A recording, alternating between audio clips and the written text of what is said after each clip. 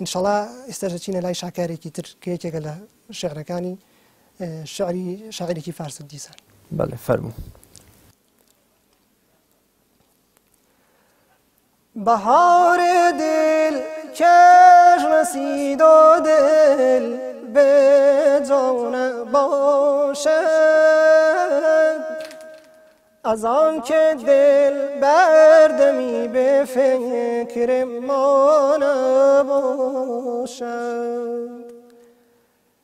در این بهار ای سنم بیا و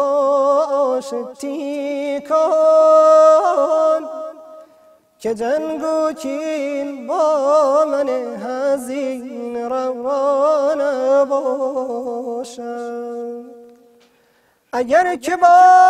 این دل حزین تو عهد و بستی حبیب منو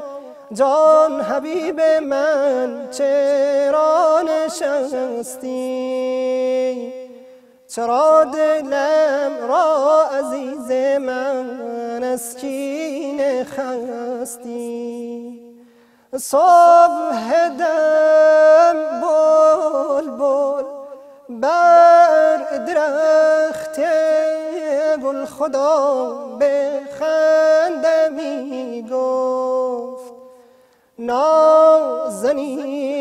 نازنینان را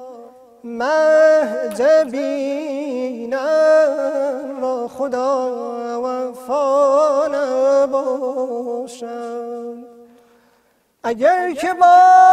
این دل حزین تو عهد و بستی حبیب منو با رقیب من چرا نشستی چرا دلم را عزیز من از کینه خستی بیا در برم از وفا یک شب ای مه نخشب تازه کن عهدی خدا که ورشکستی اگر که با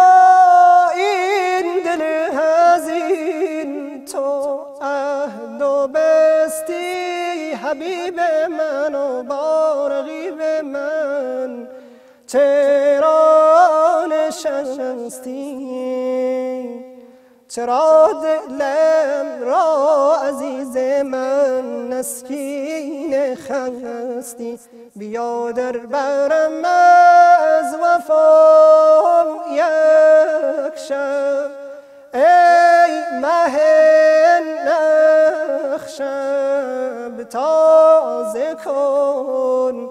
عهدی جنم که برشکستی